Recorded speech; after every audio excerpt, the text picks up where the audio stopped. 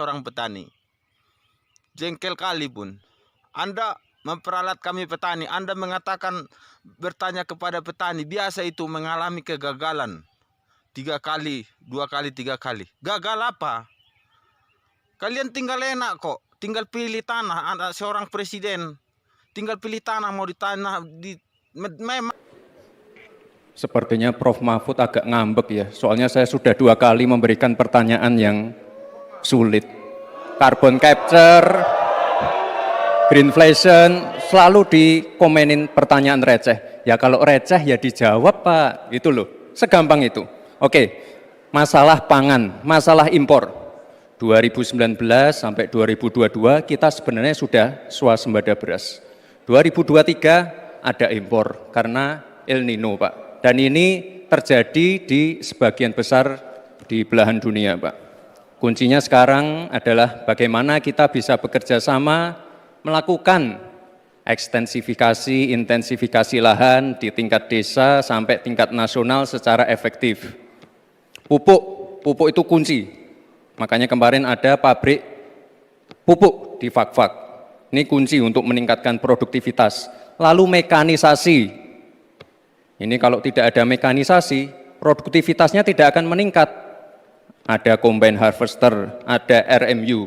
Ini wajib untuk meningkatkan produktivitas sekaligus mengurangi food loss atau food waste. Lalu tentu saja kita harus menggandeng anak-anak muda. Misalnya di Jabar sudah ada program petani milenial. Ya kita juga harus mengedepankan smart farming. Kita pakai IoT untuk mengecek kesuburan tanah, pH tanah, keasaman tanah. Penting sekali itu Pak. Lalu kita pakai drone untuk menyemprotkan pestisida.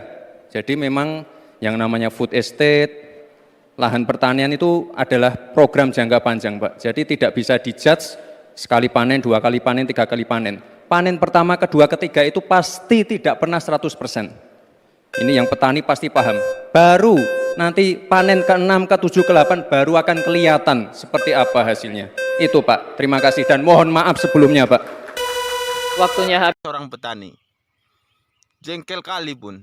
Anda memperalat kami petani. Anda mengatakan bertanya kepada petani. Biasa itu mengalami kegagalan. 3 kali, 2 kali, 3 kali. Gagal apa? Kalian tinggal enak kok. Tinggal pilih tanah. Anda seorang presiden. Tinggal pilih tanah mau ditanah. Memang kalian itu hanya memikirkan anggaran. Ini bibit jagung nah. Ini bibit jagung nah. Tinggal lempar inilah. Apanya ini? Ini hasilnya lebih 2 meter. Bicara memang masalah ubi ataupun singkong. Ini batangnya ini dilempar ke sana itu tumbuh itu Gak ada itu gagal.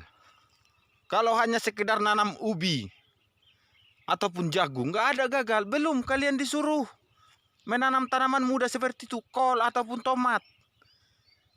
Di mana ada sejarahnya itu gagal nanam ubi sama jagung? Gak ada itu. Gak benar itu. Katanya bergelar tamatan luar negeri. Katanya Menteri Pertahanan. Nanam ubi aja gagal gak tahu. Malah bawa-bawa narasi nakut-nakutin. Kami gak ada nakut-nakutin.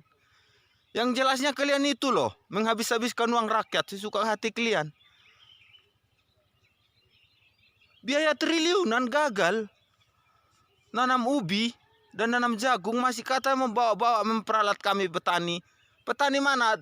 Katanya sama petani itu nggak ada itu kalau cuma nanam ubi sama jagung gagal. Nggak ada itu. Petani Longor itu yang mengatakan gagal itu nanam ubi sama jagung. Nggak ada itu. Bohong itu. Nanam ubi aja sama jagung kok gagal. Ini nah itu.